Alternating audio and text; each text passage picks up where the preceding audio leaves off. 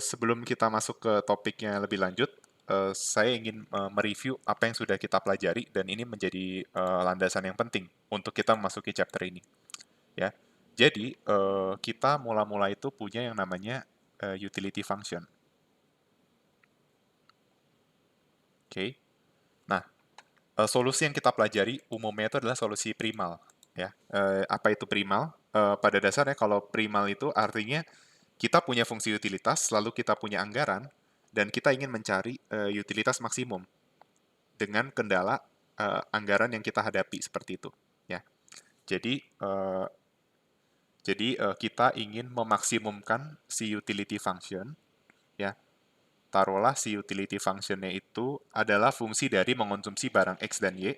Nah, kendala dalam memaksimumkan utilitas ya, kan saya sudah pernah bilang bahwa utilitas itu akan semakin tinggi seiring dengan banyaknya kuantitas barang yang dikonsumsi. Nah, masalahnya kita nggak bisa mengonsumsi sampai sangat banyak. Artinya ada batasnya. Sebatas dengan income yang kita punya. Jadi subject to budget constraint. PXX plus PYY. Oke. Nah, setelah kita memaksimumkan si utility function subject to budget constraint-nya, nanti kita akan mendapatkan utilitas maksimum yang akan digambarkan dalam indirect utility function. Ya, secara intuisi, indirect utility function juga menunjukkan besarnya utilitas dalam mengonsumsi barang yang dipengaruhi oleh faktor-faktor tidak langsung yang mempengaruhi konsumsi X dan Y, yaitu harga barang X, harga barang Y, dan income. Jadi kita punya indirect utility function. Fungsi dari PX, PY, dan I. Lalu, selanjutnya, ketika kita mendapatkan indirect utility function, pada dasarnya kita bisa mencari yang namanya Marshallian demand gitu. Kenapa? Karena indirect utility function itu diperoleh dari memasukkan Marshallian demand ke fungsi utility. Jadi indirect. Nah, jadi indirect itu bisa kita cari Marshallian demand. Oke. Okay.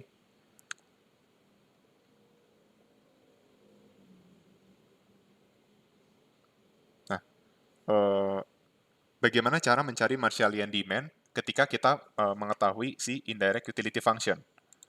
Cara memperolehnya kita kenal dengan yang kita sebut dengan Roy's identity. Coba saya pakai warna lain ya. Jadi kita mengubah indirect menjadi Marshallian itu dengan Roy's identity. Adapun untuk barang X itu formulanya adalah turunan indirect utility function terhadap harga barang X, turunan indirect utility function terhadap income. Jangan lupa ada negatifnya. Kenapa negatif? Karena nanti hasilnya negatif dan kita tahu bahwa Marshallian demand itu nggak mungkin negatif. Ya. Berarti bagaimana untuk barang Y? Untuk barang Y sama saja. Bedanya kita ganti harga barang X jadi harga barang Y seperti ini. Oke. Jadi mengubah indirect utility function menjadi Marshallian demand itu menggunakan Roy's identity. Oke. Nah, ini adalah yang kita kenal dengan primal, ya. Solusi primal, yaitu memaksimumkan utility. Nah, bagaimana dengan dual? Nah, duality itu berarti kebalikannya.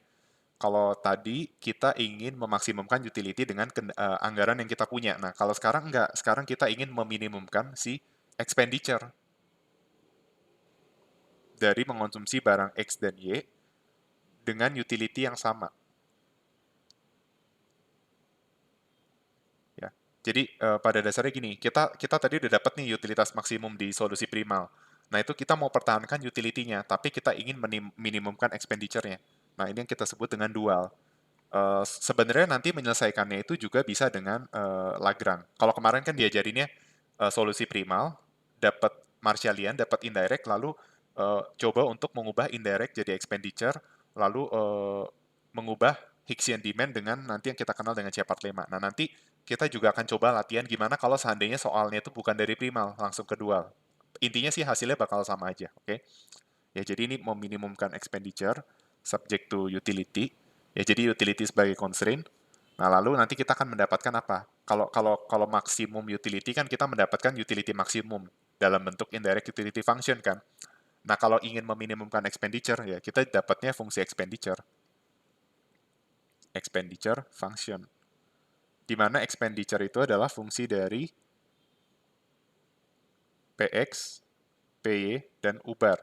Artinya adalah eh, pada harga barang X tertentu, harga barang Y tertentu, dan utility yang sama, itu adalah expenditure minimumnya. Nah, lalu kita bisa, kemarin udah belajar ya, bagaimana mendapatkan Hicksian demand dari expenditure function. Nah, kalau indirect commercialian kita kenal dengan Roy's identity. Kalau mengubah expenditure ke Hicksian kita kenal dengan Shepard lemma. Oke. Shepard's, sorry, nulisnya nggak begini. Shepard lemma. Shepard's lemma. Oke. Nanti kita akan mendapatkan Hicksian demand. Oke. Ini Marshallian. Nah, ini yang kalau Hicksian rumusnya ini ya, turunan expenditure terhadap harga barang X. Itu kalau mau dapat Hicksian demand untuk barang X. Tapi untuk barang Y, turunan expenditure terhadap harga barang Y. Jadi seperti itu. Oke. Nah, di chapter ini yang nggak dipelajari chapter sebelumnya, nanti kita akan belajar bahwa eh, seperti konsep matematik aja. Kalau expenditure diturunkan terhadap harga barang X yang kita sebut dengan Shepard lemma itu kita dapat Hicksian demand, maka kita bisa mendapatkan expenditure dengan cara mengintegralkan salah satu Hicksian demand. Atau dengan kata lain, expenditure itu adalah integral dari X Hicksian terhadap harga barang X. Karena apa? Karena expenditure diturunin jadi Hicksian, berarti Hicksian diintegralkan jadi expenditure. Nah, ini hasilnya juga sama kalau kita lakukan untuk Y Hicksian. Oke, nanti kita akan pelajari. Oke. Ini penting untuk kalian memahami consumer behavior. Intinya, hasil solusi expenditure minimum yang diperoleh di sini itu bakal sama persis dengan budgetnya. Oke. Jadi misalnya kamu pengen maksimumkan utility, budgetnya itu 100. Nah, nanti pas dicari solusi expenditure minimum, nanti dapat juga expenditure itu 100 gitu. Sama, eh, ketika kita ingin utility-nya itu sebesar 20 konstan pada expenditure yang minimum, nanti di solusi utility function-nya itu juga sama, utility 20. Nah, nanti impact-nya makanya si Marshallian demand itu bakal sama, baik X maupun Y. Gitu. Sorry. X Marshallian sama dengan X Hicksian, lalu Y Marshallian sama dengan Y Hicksian, seperti itu. Itu berlaku untuk kalau barangnya pun lebih dari 2. Oke, itu sekedar pengantar dari chapter 5 terlebih dahulu. Oke, nah sekarang kita masuk ke konsep yang namanya di awal chapter ini tentang homogeneity. Oke, kita masuk ke homogeneity. Nah, jadi sebenarnya apa itu homogeneity? Apakah mungkin teman-teman sudah pernah mendengar gitu ya kalau di matematik ekonomi kalau misalnya sempat disinggung apa sih apa homogeneity? Jadi sebenarnya homogeneity itu mau bilang bahwa tentang konsep bagaimana dampak pelipat gandaan suatu variabel tertentu terhadap nilai variabel dependennya. Atau dalam konteks di sini adalah kan kita tahu ya bahwa misalnya permintaan barang X itu dipengaruhi oleh harga barang X, harga barang Y, dan income. Oke. Okay? Nah, homogeneity itu pada dasarnya mau bilang bahwa bagaimana sih dampak pelipat gandaan harga barang X, harga barang Y, dan income pada proporsi yang sama terhadap demand barang X seperti itu. Itu yang mau disinggung dari konsep homogeneity. Oke. Nah, yang jelas di dalam apa namanya? Di dalam teori konsumen kita mengenal yang namanya konsep bahwa the individual demand functions are homogeneous of degree zero in income and prices. Atau dengan kata lain, ketika nanti dilipat gandakan hasilnya itu T pangkat 0. apa implikasi dari T pangkat 0? Implikasinya adalah ketika harga barang X, harga barang Y, dan income itu naik dalam proporsi yang sama, maka itu tidak akan mengubah si demand-nya. Atau kita langsung coba aja ya, kita langsung coba. Nah, intinya nanti mengecek homogeneous of degree zero in income and prices, itu ngujinya dengan bisa lewat Marshallian demand atau lewat indirect utility function. Bebas saja. Nah, misalnya aku mau nguji di Marshallian demand. Nah, ini teman-teman mungkin belum terbiasa, jadi masih agak bingung. Ya, kalau kita punya fungsi Cobb-Douglas seperti ini misalnya, ini saya udah tahu nih hasil solusi Marshallian-nya kayak gimana. Mungkin teman-teman masih bingung, nggak apa-apa. Ya, kayak gini nih solusinya. Oke, sorry, PY. Nah, kebetulan untuk kasus Cobb-Douglas, dia Marshallian demand-nya hanya dipengaruhi oleh harga barang itu sendiri ya. Tapi nanti intinya kalau fungsi Marshallian yang lain itu apa namanya bisa dipengaruhi oleh komponen-komponen lain gitu ya.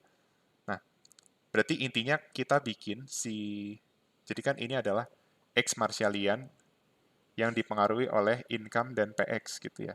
Sedangkan ini Y Marshallian yang dipengaruhi oleh income dan PY.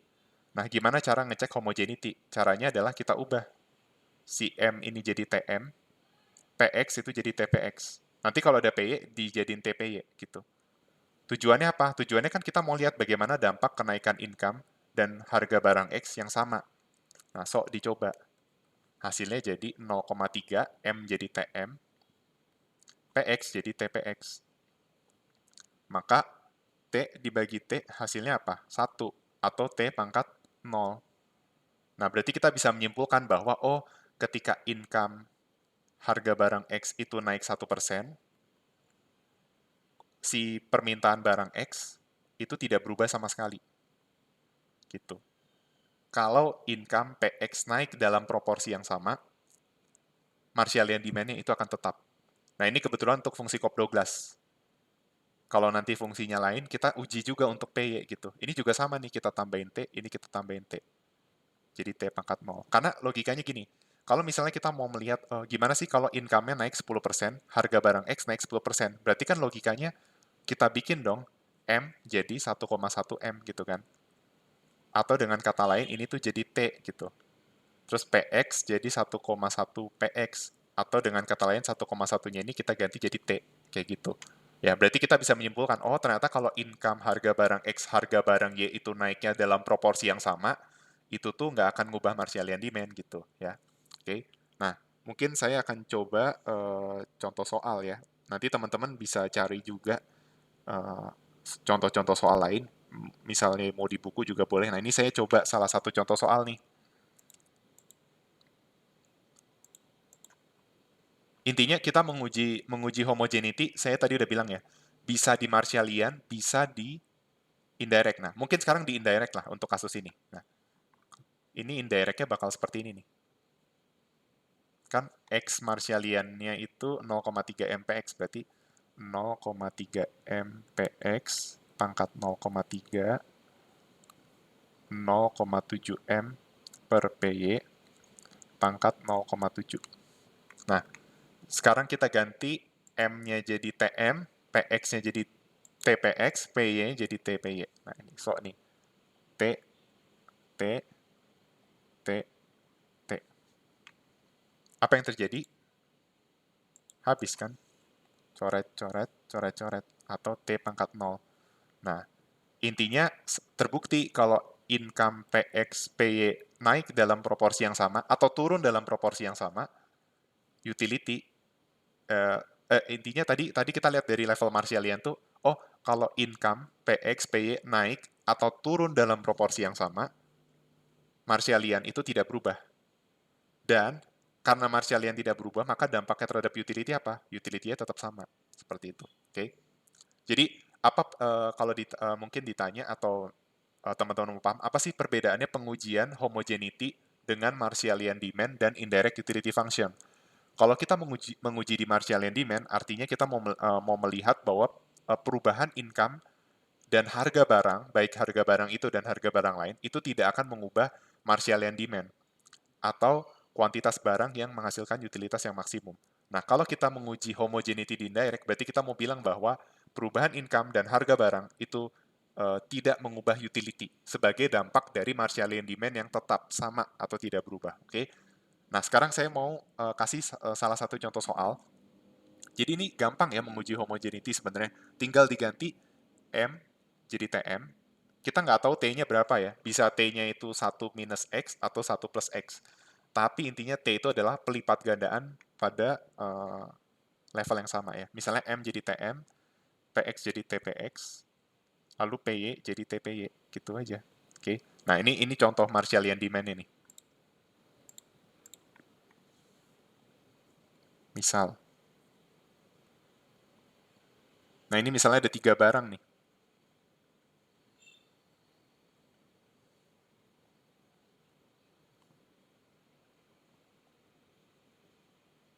Oke, seperti ini. Ya, gimana kita ngecek homogeneity? Ini tambahin T ya. Ini TPZ. Sorry, jangan warna hijau juga ya. Mungkin jadi misleading. Coba warna lain. Warna apa ya? Oke, warna ini, ungu. TPZ, TM, TPX, TPY, TPZ. Intinya tadi income sama harga yang kita tambahin T ya. Jadi kalau barangnya ada 5, ya 5-5-nya di-T-in harganya. Nah, ini hasilnya jadi gimana nih? X Marshallian, lambda X plus, nah ini kan 1/T, jadi T pangkat -1, beta Z, PZ, nah, dikali, nah ini ingat nih, ini T semua, jadi ini bisa kita keluarin ke depan jadi T pangkat 1. Nah, dikali M dikurang PX lambda X PY, ini bukan lambda, ini gamma nyebutnya ya, dikurang PZ lambda Z. Nah, ini terbukti nih bahwa persamaannya itu homogeneous degree in zero, zero in income and prices. Kenapa? Karena T pangkat -1 sama T pangkat 1, kalau disatuin jadi T pangkat 0. Nah, maka terbukti bahwa Marshallian demand ini memenuhi homogeneous degree uh, of zero in income and prices. Oke. Okay?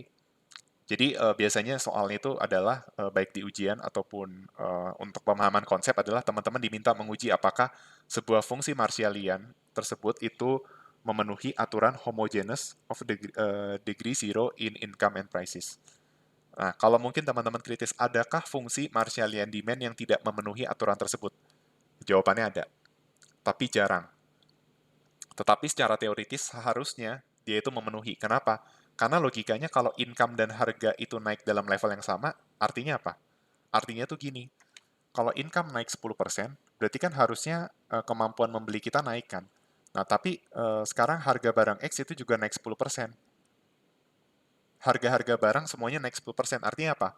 Ya berarti secara daya beli harusnya sama dong. Karena kenaikan income sama kenaikan harganya itu sama. Jadi logikanya kamu harusnya beli barang itu dalam jumlah yang sama. Karena sekalipun income naik, tapi kan harga barang juga naik dengan persentase yang sama. Berarti secara daya beli tuh kamu, secara real income kamu tuh sama gitu. Oke. Begitu pula kalau income-nya turun atau harga barangnya itu turun. Jadi seperti itu untuk pemahaman konsep tentang homogeneous degree zero in income and prices. Oke.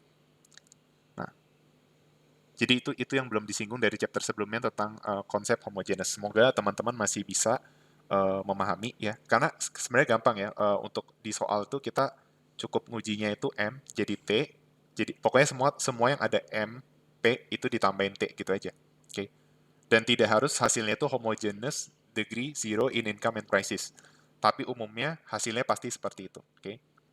Nah, sekarang yang saya ingin singgung adalah tentang konsep jenis-jenis barang. Nah, ini sebenarnya sudah dipelajari di pengantar ilmu ekonomi mikro tentang teoritisnya. Ya, jadi barang itu ada apa saja? Jenis-jenis barang.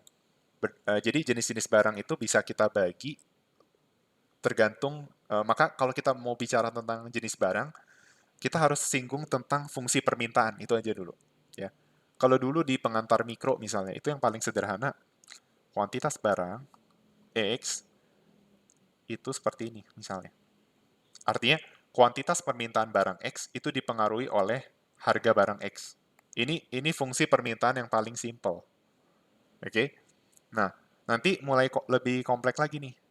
Kuantitas permintaan barang X dipengaruhi oleh harga barang X dan harga barang Y misalnya. Sorry. Area. Nah, misalnya jadi seperti ini. Oke. Nah, terus bisa lebih kompleks lagi. Kuantitas, ini yang paling kompleks biasanya. Karena kalau ditambah variabel di luar harga dan income, biasanya itu jadi lebih nggak relevan. Jadi, paling luas itu ada harga barang itu sendiri, lalu ada harga barang lain. Itu biasanya udah paling modelnya udah yang paling lengkap. Jadi seperti ini.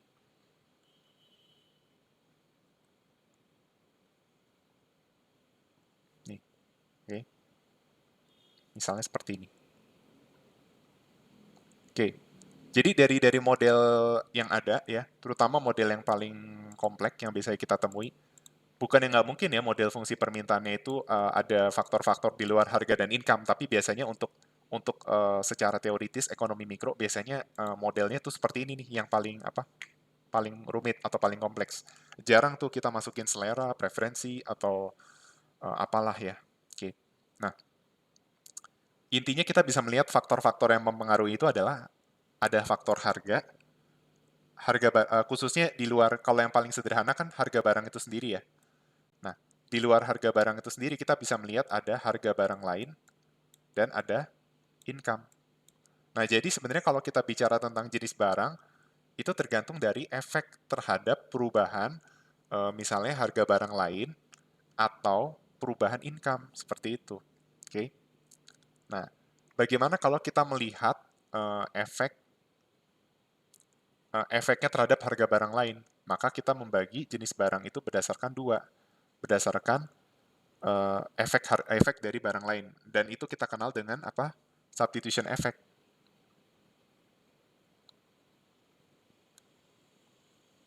Nah, ini jenis barang berdasarkan substitution effect itu dibagi menjadi dua, yaitu berarti namanya itu berhubungan dengan keterkaitan barang ya. Nah, kita mesti tahu tuh kalau ada dua barang, keterkaitannya itu apa? Substitusi atau komplementer. Gimana itu? Complementary. Oke, jadi seperti itu. Kalau substitusi berarti logikanya apa? Dia menggantikan kan. Artinya kalau harga barang lain itu turun, kalau dia substitusi harusnya kuantitas permintaannya lari ke barang tersebut, barang lain yang harganya turun. Kenapa? Karena konsumen lebih ada insentif tuh untuk membeli barang lain karena harga barang lainnya turun. Itu substitusi. Berarti secara logika model fungsi apa namanya, di model itu dia parameternya positif yang menunjuk wait. Iya, positif yang menunjukkan bahwa kalau harga barang lain turun, kuantitas permintaan barang tersebut itu turun sehingga kuantitas barang lain itu naik ya. Jadi kalau substitutes itu pasti secara elasticity ya. Kita pakai logika aja nih. Elasticity itu kan persen delta Q per persen delta P ya. Untuk harga barang lain misalnya PY ini QX. Berarti logikanya adalah kalau harga barang lain naik, kuantitas permintaan barang tersebut itu bakal naik. Kalau harga barang lain turun, kuantitas permintaan barang tersebut turun karena kuantitas permintaan barang lainnya naik. Sehingga kalau substitusi, itu nilai elasticity-nya positif atau lebih besar dari nol. Oke. Sedangkan kalau complementary, itu dia bakal kurang dari nol. Lawannya substitusi gitu ya. Nah, pertanyaannya ada nggak fenomena yang menjelaskan di luar substitute and complementary? Pada dasarnya nanti kita bisa mengklasifikasikan barang berdasarkan substitution effect tuh nanti kalau nggak salah kita lihat aja. Dia nggak selalu biasanya lihatnya dari Hicksian demand. Karena nanti kita akan belajar kenapa. Karena kalau di Marshallian, contohnya kayak COP12, itu kita nggak bisa lihat efek harga barang lain. Gitu. Tapi kalau seandainya di kehidupan nyata barang tersebut adalah barang yang tidak ada substitute atau complementary, ya berarti secara substitution effect harusnya dia sama dengan nol. Ya, berarti kita sebut barang independen ya. Kalau ini kan dependent nih. Baik ada substitusi ataupun komplement, tapi kalau elasticity sama dengan nol, itu dia berarti barang independen. Oke, nanti kita akan lihat ya, apakah barang independen itu sebenarnya ada atau enggak. Oke, nah jadi seperti itu. Nah itu berdasarkan substitution effect. Ini pengantar mikro ya masih ya. Tapi basic ini perlu teman-teman ketahui untuk mempelajari mikro satu. Nah bagaimana kalau kita melihat dari segi income effect? Dari segi income effect kita bisa bagi menjadi dua. Umumnya dua ya, tapi nanti ada klasifikasi lain. Oke. Okay? Untuk income effect itu kita bagi jadi dua, yaitu normal goods dan inferior goods. Kalau namanya juga barang normal, artinya berarti dia sesuai dengan teorinya. Apa itu teorinya? Pertama, income effect itu berarti dia mengukur dampak perubahan kuantitas permintaan terhadap perubahan income. Nah, secara teoritis harusnya kalau income naik, permintaan itu naik. Berarti elasticity income kan melihat dampak perubahan kuantitas terhadap ini. Kalau ada perubahan income. Berarti tadi kalau income naik, kuantitas naik. Kalau income-nya turun, kuantitasnya turun. Nah, berarti untuk normal goods, elasticity-nya gimana? Positif. Gitu. Kalau inferior, dia kebalik. Income-nya naik, permintaannya turun. Income-nya turun, permintaannya naik. Kenapa ada barang inferior? Ya, waktu di pengantar mikro saya sudah pernah mencoba menjelaskan ya, bahwa inferior goods itu bisa terjadi karena sebenarnya ada jadi gini, ini kita ngelihatnya dari segi income effect aja ya. Artinya belum tentu secara, nanti kita mengenal ada istilah total effect ya. Tapi yang jelas barang inferior tuh mungkin aja di kehidupan nyata karena biasanya sifatnya barang-barang yang tidak mewah. Sebagai ilustrasi biasanya ada yang pakai ilustrasi itu macam-macam ya. Ada yang sendal dan sepatu gitu ya. Tapi saya mungkin lebih suka dengan ilustrasi mobil dan motor. Ya biasanya orang kalau penghasilannya naiknya sangat tinggi misalnya, itu dia cenderung lebih memilih untuk punya mobil daripada motor. Sehingga bisa aja yang tadinya motornya dua, gara-gara income-nya naik, dia beli motor satu misalnya. Tapi mobilnya yang naik gitu. Jadi itu ada faktor barang substitusi. Di mana substitusi yang lain itu barangnya lebih mewah.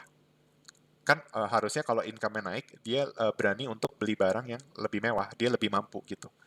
Ya, itu secara kalau dalam kehidupan nyata barang inferior tuh mungkin aja ada. Oke. Nah, nanti yang unik kita yang belum disinggung di pengantar mikro itu tentang given goods. Apa itu given goods? Kita akan bahas setelah ini ya. Tapi sebelumnya saya akan menunjukkan sebuah apa ya, sebuah kurva gitu ya yang perlu teman-teman pahami supaya teman-teman bisa memahami tidak hanya seperti di pengantar mikro cuma tahu oh kalau normal goods tuh income-nya naik, kuantitas permintaannya naik gitu.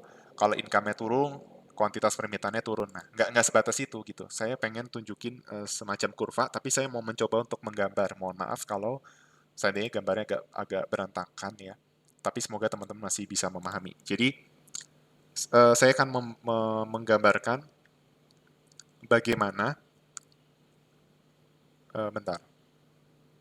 Jadi ceritanya gini, ceritanya saya akan gambar mungkin 3 kasus ya.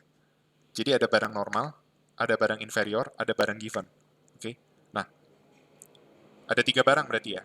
Nah, kita simulasikan aja ceritanya permintaan barang X,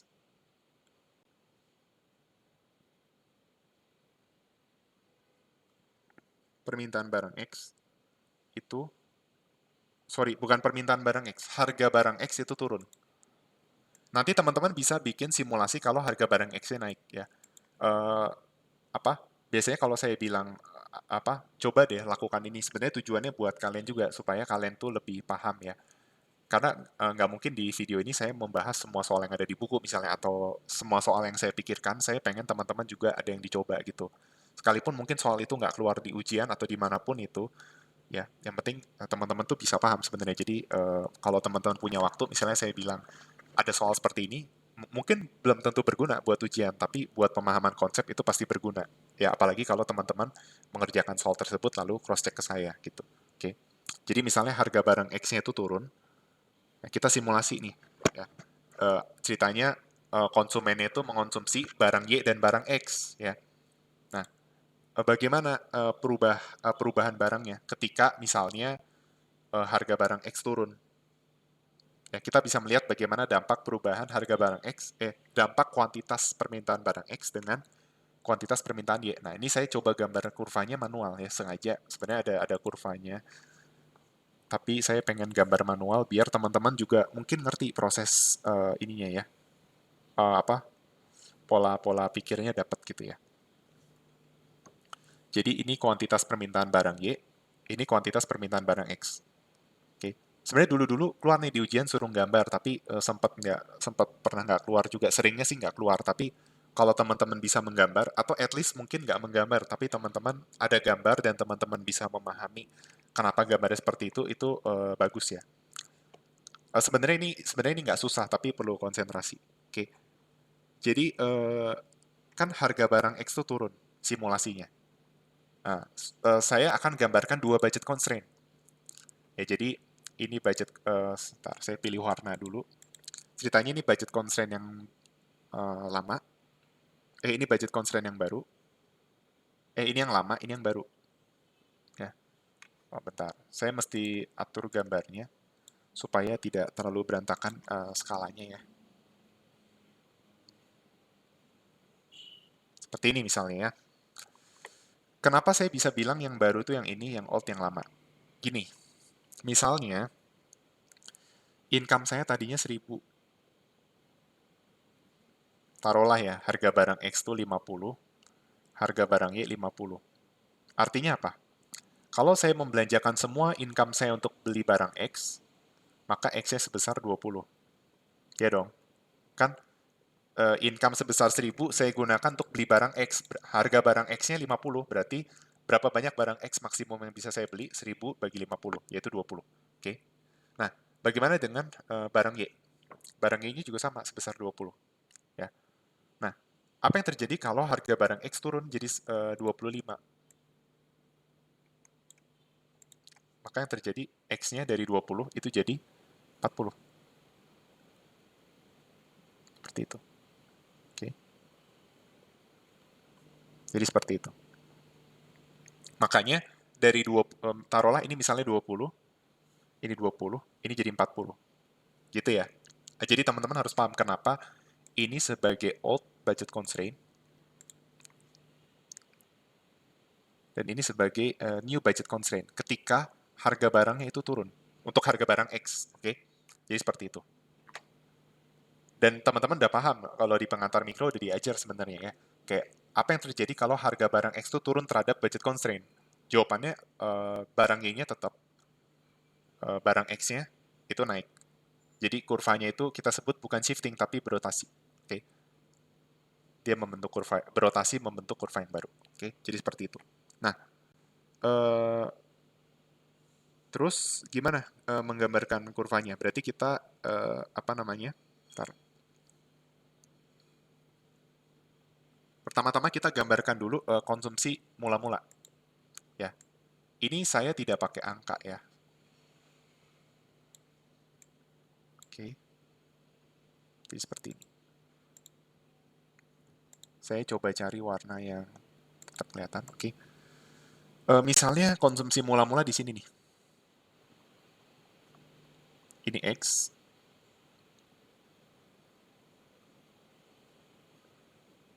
Oke. Nah, ini konsumsi Y-nya. Ya. Kan ingat, utilitas maksimum tercapai ketika apa? Ketika budget constraint bersinggungan dengan budget line. Jadilah seperti ini nih, indifference curve ini. Oke, mohon maaf kalau misalnya kurang rapi. U1. Oke, jadi ini adalah indifference curve-nya. Nah, eh, sekarang jadi nggak simple, karena kalau dulu belajar, oh kalau harga barang X naik, permintaan X turun, misalnya permintaan Y naik kalau dia barang substitusi. Nah, sekarang nggak sesimpel itu. Sekarang kita melihat dari langsung dua perspektif nih. Ada substitution effect, ada income effect. Seperti itu. Nah, sekarang bagaimana jika seandainya harga barang X itu turun, dampaknya tuh jadi kayak gimana? Nah, mungkin teman-teman akan mikir, oh ya udah kalau harga barang X turun, berarti nanti ke sini dong, ya kan? Paham nggak? Kan Y-nya harganya tetap, ya dong. Income-nya juga tetap. Nah, terus harga barang X-nya kan turun, jadi ya udah X-nya dinaikin ke sini dong. Ternyata nggak sesimpel itu. Dan oh ya, sebelumnya saya mau bilang bahwa teman-teman mesti paham ya, substitution effect itu perubahan harga barang lain, sedangkan income effect itu adalah perubahan real income. Jadi ketika aku bilang income effect itu bukan berarti gini, oh kalau income media naik berapa, kalau nominal income media naik berapa sih perubahan X? Bukan. Tapi saya menyinggung tentang real income. Yang dimaksud dengan real income itu adalah dengan income yang sama, berapa banyak yang bisa dibeli. Oke, jadi seperti itu.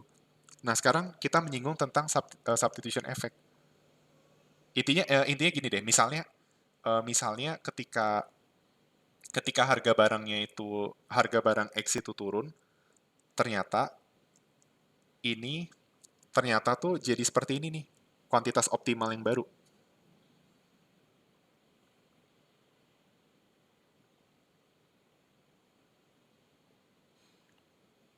Wait, ntar ya saya coba.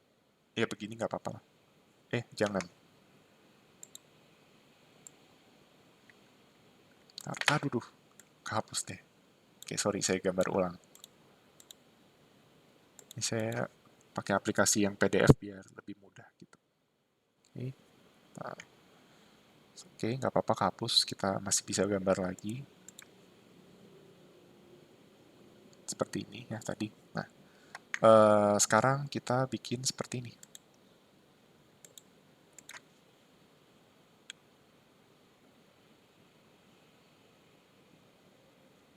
Nggak apa-apa lah di sini. Oke. Nah, jadi ceritanya seperti ini.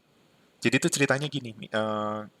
Misalnya saya biar teman-teman gampang, saya pakai contoh matematis aja gitu. Ya, maksudnya biar kebayang kan kalau aku bilang oh X-nya naik dari A ke B gitu, kalian tuh kayak nggak kurang kebayang gitu. Jadi saya pakai angka aja. Oke. Jadi seperti ini. Ya, jadi ceritanya harga barang X tuh turun, ya. Harga barang X turun. Harga barang Y-nya tuh tetap sama, income-nya tuh juga tetap sama secara nominal ya. Nah, cuma kan kalau harga barang X turun, real income kan bakal naik dong. Kenapa real income naik? Karena dia bisa membeli barang X lebih banyak dari sebelumnya. Nah, tapi ini asumsinya dia bukan kayak fungsi Cobb Douglas. Kalau fungsi Cobb Douglas kan, mula-mula X-nya 20, Y-nya itu 20. Berarti kalau harga barang X turun, misalnya turunnya jadi 50%, oh ya udah berarti harga barang X-nya jadi naik 2 kali lipat, jadi 40, Y-nya tetap. Nah, masalahnya di dalam kehidupan nyata eh, tidak sesimpel itu. Itu kan hanya penyederhanaan Cobb Douglas gitu kan. Kalau Cobb Douglas kita lihat gitu. Kalau misalnya harga barang yang naik 2 kali lipat, misalnya harga barangnya turun 50%, kuantitasnya naik 2 kali lipat gitu. Kalau harga barangnya naik 2 kali lipat, kuantitasnya jadi setengahnya. Nah, tapi ternyata di dalam kehidupan nyata tuh nggak seperti itu gitu. Fungsi Cobb Douglas tuh bisa merepresentasikan hanya di beberapa kasus. Di dalam kehidupan nyata yang lebih sering itu adalah antara perfect complements atau si chess. Kalau di chess tuh berarti dia menghitung perubahan harga barang lain gitu. Atau bisa dilihat dari sisi Cobb Douglas tapi bukan dari sudut pandang Marshallian atau dari sisi Hicksian karena di Hicksian itu kan harga barang lain juga mempengaruhi kan. Nah, intinya tuh misalnya tadinya X-nya 20, Y-nya 20. Nah, gara-gara harga barang X-nya itu turun, X-nya tuh naik, taruhlah jadi 30. Nah, tapi ceritanya Y-nya tuh juga ikutan naik, taruhlah jadi 25 gitu. Oke. Karena dia bukan fungsi Cobb Douglas lah ya misalnya. Karena kalau fungsi Cobb Douglas tuh kan harus sama rata tuh pembagian income. Kalau X 50%, Y juga harus 50%. Nggak peduli mau harga X-nya naik berapa persen. Ceritanya bukan Cobb Douglas. Ini mungkin fungsi chess gitu ya. Ya kalau X naik, Y-nya juga ikutan naik. Karena tidak semua kenaikan income-nya itu semua untuk X doang kayak di Cobb Douglas. Dia juga dibagi ke Y gitu. Ya, itu jadi alasan kenapa X dan Y-nya naik. Nah, ini jadi U2.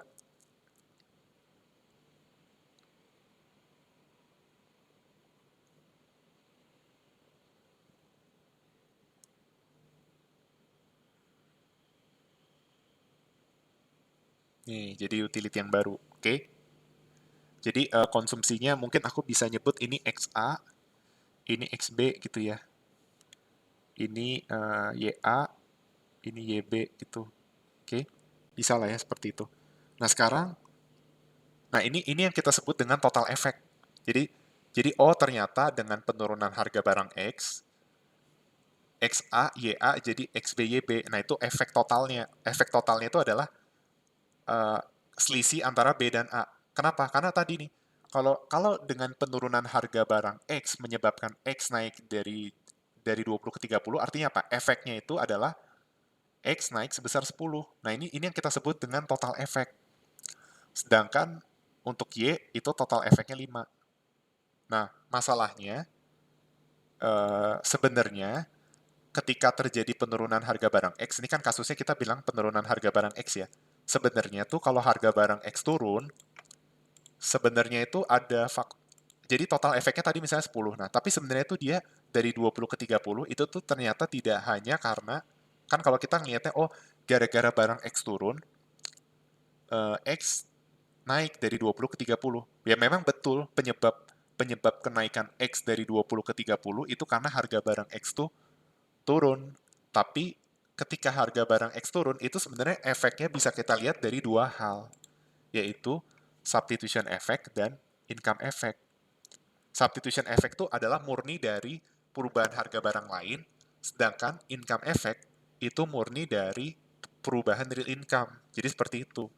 Nah, yang jadi masalah bagaimana kita melihat perubahan si real income. Bagaimana kita melihat perubahan real income dan dari substitution effect. Nah, jadi cara melihat perubahan real income adalah jadi seperti ini caranya. Oke. Jadi kita kita pertama cari dulu si substitution effect. Nah, biasanya substitution effect itu cara nyarinya begini. Cara mencari substitution effect itu adalah seperti ini. Caranya adalah teman-teman ini kan teman-teman punya budget constraint yang baru. Nah, ini kan berarti seolah-olah dari old ke new itu berarti kan real income naik. Nah, sekarang coba seandainya si real income itu nggak naik. Atau gini, atau seolah-olah income-nya itu tetap sama. Gimana caranya? Caranya adalah kita bikin bayang-bayang dari kurva new budget constraint seolah-olah jadi old budget constraint. Caranya gimana? Caranya adalah membuat garis bayang-bayang untuk new budget constraint itu seolah-olah bersinggungan dengan U1. Nah, gimana ya? Mungkin bahasanya kurang simple ya. Karena gini, kalau dari U1 ke U2 ini kan seolah-olah menjelaskan bahwa oh utility-nya naik karena ada kontribusi kenaikan real income di mana si kurva itu berotasi. Nah, sekarang kita bikin seolah-olah kurvanya itu nggak berotasi, tetapi slope dari budget constraint-nya itu sama seperti new budget constraint. Kenapa? Karena harga barang X turun menyebabkan slope dari budget constraint itu seperti yang new budget constraint, seperti itu. Nah, tapi new budget constraint ini seolah-olah tidak tercapai. Ya, itu yang kita sebut dengan substitution effect. Jadi, si kurva ini kita bikin garis bayang-bayang, misalnya seperti ini nih. Nah, ini kita tarik garis ke bawah, jadi XC.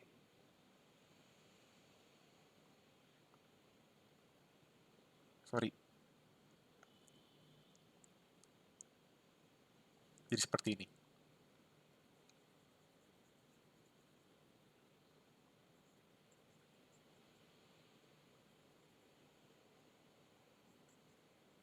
Ya, jadi itu XC.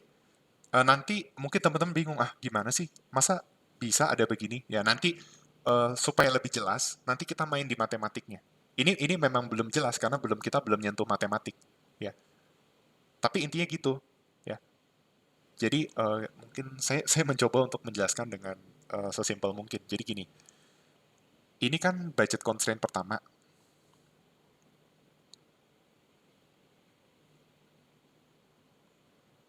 Mana ya? Ini tuh budget constraint pertama nih. Ini budget constraint kedua. Nah, sebenarnya saya coba ulangi lagi ya. Semoga teman-teman masih bisa paham. Jadi dari budget line pertama ke budget line kedua, itu kan real income berubah. Iya nggak? Iya dong, karena di budget line pertama itu menjelaskan harga barang X yang lama. Tapi di budget line kedua itu menjelaskan harga barang X yang baru, yaitu ketika harga barang X turun, maka real income itu naik. Atau dengan kata lain, dia bisa membeli barang X lebih banyak daripada sebelumnya dengan barang Y yang tetap sama. Itu jadi seperti itu. Nah, tapi intinya sebenarnya kan nggak perubahan harga barang, ya perubahan harga barang X tuh ada efek income efeknya, yaitu perubahan budget line, dan ada efek substitution effect atau perubahan harga barang lain. Nah, bagaimana kita mau melih? Jadi dari XA ke XC, XA ke XB itu udah total efek gitu. Nah, yang mau kita cari substitution effect-nya atau perubahan harga barang lain. Nah, gimana caranya? Maka kita buat, kan gara-gara perubahan harga barang X, si budget constraint-nya itu berubah dari BL1 ke BL2. Nah, tapi BL2 itu kan sudah ada indikasi perubahan real income. Nah, makanya supaya kita mau melihat bagaimana efek substitusinya, maka kita bikin, intinya budget lainnya bakal seperti BL2. Tapi BL2 itu udah real income yang baru. Nah, bagaimana kita mau bikin supaya BL2 itu seolah-olah real income-nya nggak berubah? Berarti kita harus bikin budget line yang baru, bayang-bayang budget line yang baru berdasarkan slope dari budget line kedua. Jadi budget line kedua ini aku bikin bayang-bayang, lalu si budget line ini dibikin bayang-bayangnya itu bersinggungan dengan U1. Nah, ketika bayang-bayangnya bersinggungan dengan U1, itu aku namakan XC, gitu. Oke. Nah, kalau teman-teman bingung wajar, karena kita nanti akan lihat di secara matematis gitu ya. Intinya dari XA ke XC, itu kita kenal dengan substitution effect. Jadi ini loh, kalau karena perubahan harga barang lain, itu tuh efeknya dari XA ke XC. Tapi dari XC ke XB itu kita sebut dengan income effect. Kenapa? Karena dari XC ke XB itu mau bilang bahwa ini tuh dengan harga barangnya udah sama nih. Jadi seolah-olah harga barang X tuh turun, itu tuh udah disamakan. Tapi bedanya kalau di XB itu di real income yang baru, kalau di XC itu di real income yang lama. Jadi seperti itu. Oke. Okay? Atau simpelnya kalau mau dimatematikan, misalnya gini. Misalnya XA itu 20, XC-nya 25, XB-nya itu 31. Nah, ini tuh mau bilang bahwa, bentar, biasanya substitution effect itu, atau bikin aja 29. Artinya apa? Aku tuh mau bilang bahwa, oh ternyata gara-gara harga barang X itu turun, X itu dari 20 jadi 29. Nah, tapi kan itu secara total. Ini total efek. Kenapa? Karena gara-gara harga barang X itu turun, X itu naik dari 20 ke 29. Nah, ini yang kita sebut dengan total efek. Jadi efek dari penurunan harga barang X itu menyebabkan kuantitas X naik 9 dari 20 ke 29. Nah, tapi kita sekarang mau pecah efeknya. Ada dari segi substitusi, artinya dengan real income yang sama. Jadi kita cuma mau melihat perubahan harga barangnya, harga barang lain aja sama dari perubahan income. Nah, ternyata efek substitusinya sendiri itu 5. XC dikurang XA. Nah, sedangkan perubahan real income-nya sendiri berkontribusi sebesar 4. Nah, total efeknya berarti sama dengan 9. Gitu. Nah, intinya untuk barang normal tuh total efek sama dengan substitution effect tambah income effect. Gitu. Ini kesimpulan untuk barang normal. Ya, jadi kalau substitution effect-nya 5, income effect-nya 4, total effect-nya 9.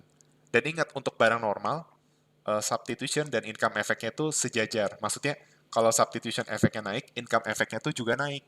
Kenapa? Karena kalau harga barangnya turun, real income naik. Gitu. Paham ya? Jadi, antara substitution effect dan income effect itu jalannya sejajar. Ya. Makanya total effect sama dengan substitution effect ditambah income effect untuk barang normal. Nanti teman-teman juga bisa coba kalau seandainya ini kan simulasi harga barang X tuh turun ya. Nah, sekarang coba teman-teman mau latihan, coba aja kalau harga barang X tuh naik. Kurang lebih nanti seperti ini, misalnya substitution efeknya min 5, income efeknya tuh min 4. Nanti total efeknya jadi min 9. Artinya dengan kenaikan harga barang, kuantitas barang turun 9, di mana penurunan 5 satuannya itu kontribusi dari substitution effect atau harga barang lain, sedangkan 4-nya itu dari income effect, kayak gitu. Oke, itu untuk barang normal. Nah, bagaimana kalau dia itu adalah barang inferior? Nah, kalau barang inferior tuh kebalik. Bagaimana kalau dia tuh barang inferior?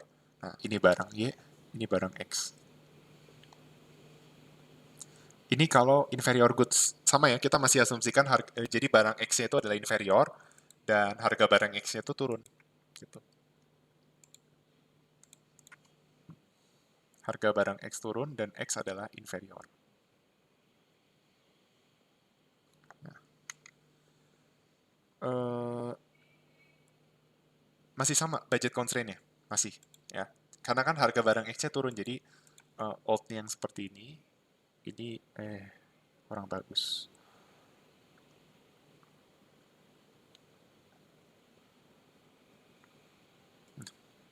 Oke. Ini old, ini new gitu ya. Ini ada yang membedakan nih.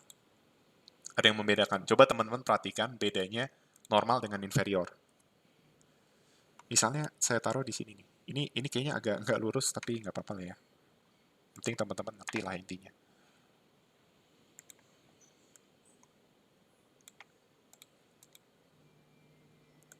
Oke. Jadi ini misalnya kondisi optimal ini. Ini YA, ini XA gitu ya. Nah, terus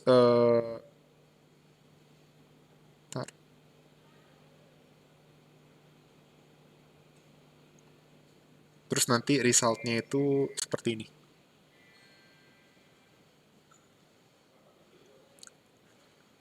Ya, jadi misalnya ini YB, terus ini XB.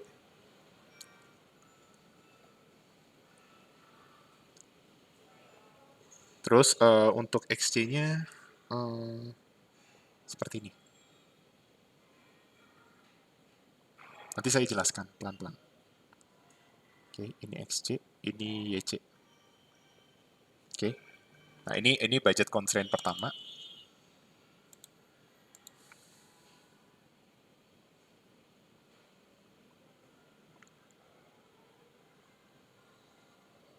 Ini budget constraint kedua.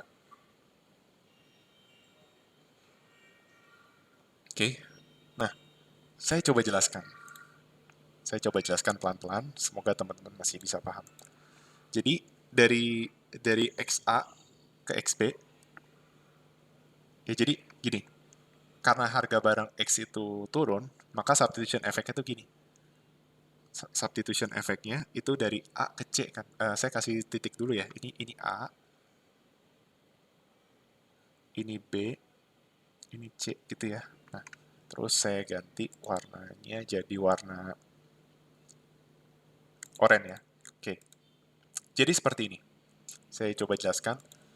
Jadi dari XA ke XC ini bisa kita lihat dia substitution effect. Kenapa? Karena dia tetap berada di budget constraint yang sama. Bedanya ini kita bikin kayak bayang-bayang nih. Tuk, tuk, tuk, tuk, tuk, tuk, gitu ya. Sorry, nggak bisa bayang-bayangnya kayak gitu ya.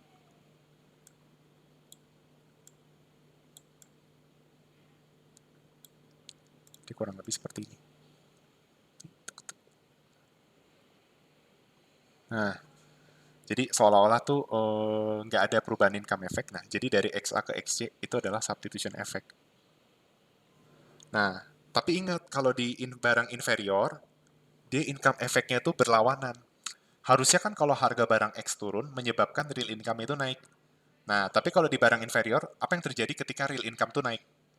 Ketika real income naik, barang inferior itu kebalikannya. Justru kalau real income naik, kuantitas barang itu jadi turun. Jadi income effect-nya seperti ini nih.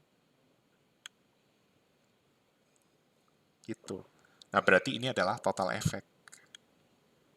Makanya beda dengan normal goods, Kalau inferior, saya kasih di sini. Kalau barang normal, total effect sama dengan substitution effect ditambah income effect.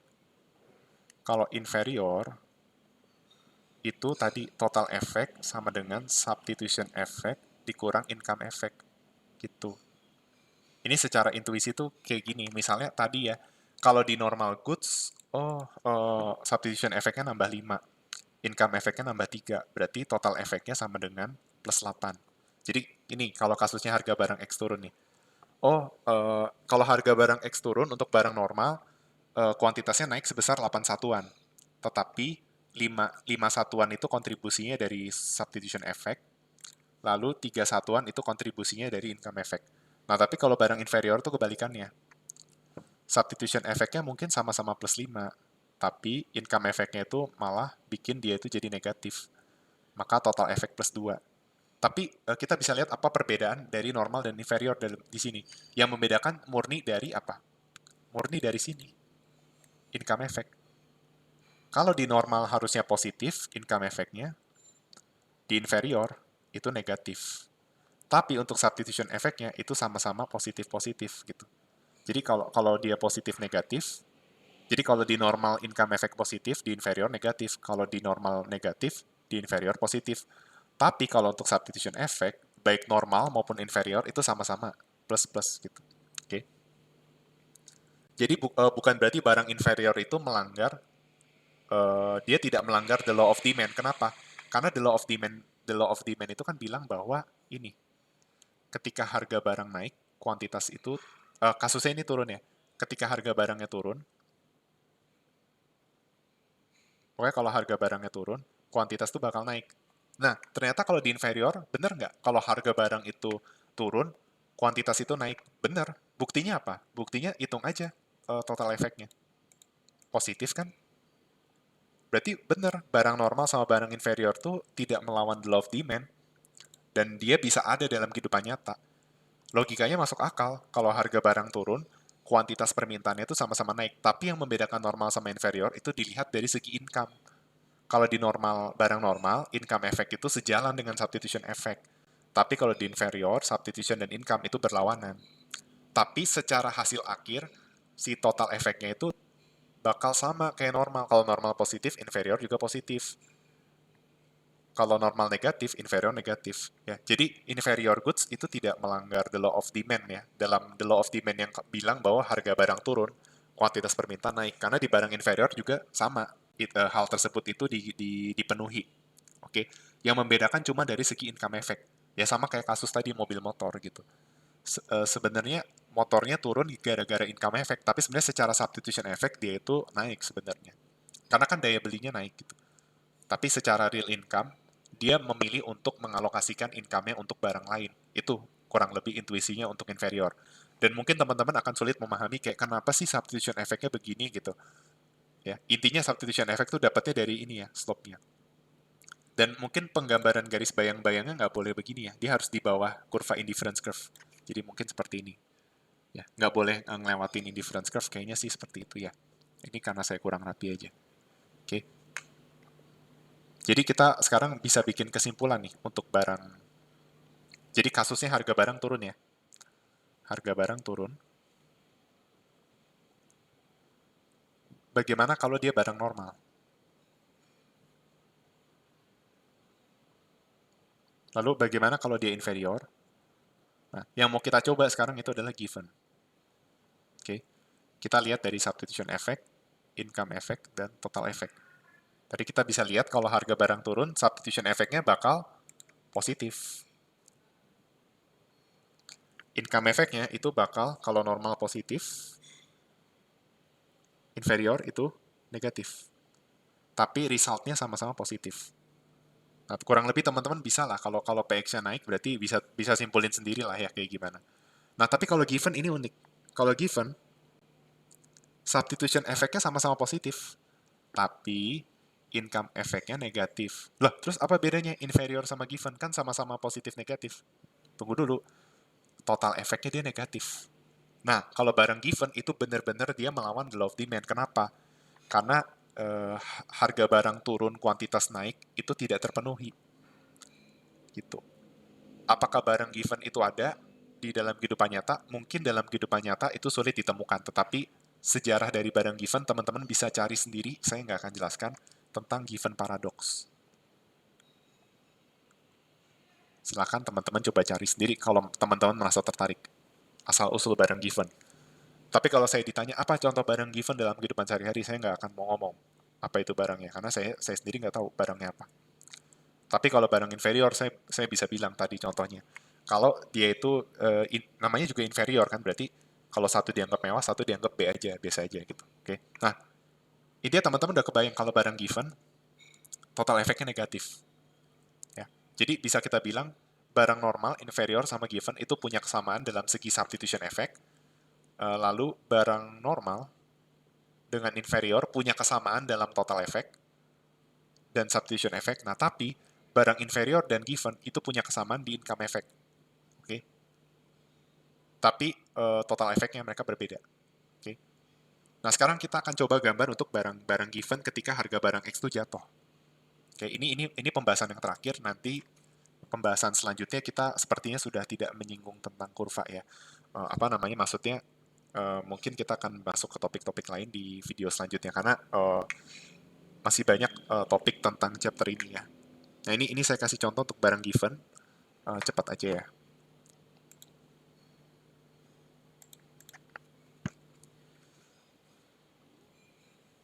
Seperti ini. Ya, saya gambarnya kurang rapi, mohon maaf aja. Misalnya ini titik A, ini Y, ini X, gitu ya. Terus ini, tar dulu ya.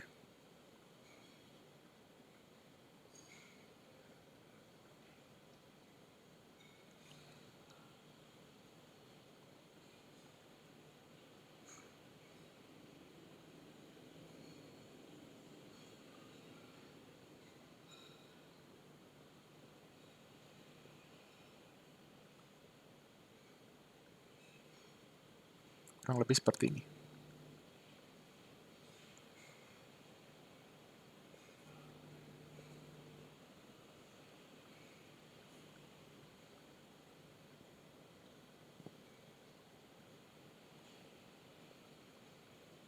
Ini seperti ini. Oke. Nanti untuk gambar kurva yang rapi saya bakal kirim kalau teman-teman mau ya. Ini maksudnya saya gambar biar teman-teman juga kebayang lah cara gambarnya kayak gimana gitu. Oke, jadi seperti ini. Ini U2, ini U1.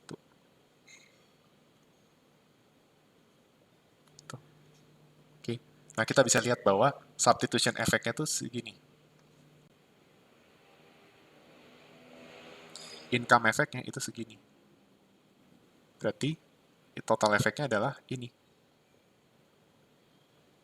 Berarti kesimpulannya ini. Kalau tadi normal goods itu TE sama dengan SE plus IE, ya. Terus kalau inferior itu TE sama dengan apa tadi SE kurang IE ya. Kalau given apa nih rumusnya? TE adalah IE kurang SE. Gitu.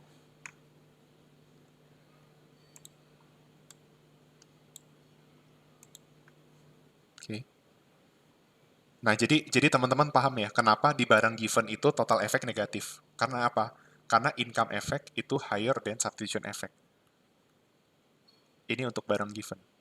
Sehingga menyebabkan si total efeknya itu jadi negatif, bukan positif. Kalau di barang inferior, income efeknya lower than substitution effect, atau substitution effect higher than income effect. Sehingga menyebabkan, sekalipun income efeknya negatif atau berlawanan dengan substitution effect, total efeknya masih bisa positif. Jadi kesimpulannya adalah, bedanya barang given dan, ini nggak dipelajari di pengantar mikro, bedanya barang given dengan inferior, kita bisa lihat bahwa dari income dari income effect yang lebih besar dari substitution effect untuk barang given, kayak gitu. Oke. Jadi mungkin saya sebagai penutup saya ngasih contoh aja. Misalnya kalau barang normal, substitution effect plus 5, income effect plus 3, jadinya plus 8. Kalau barang inferior, plus 5, min 3, jadi plus 2. Kalau harga barang X turun. Tapi kalau barang given beda.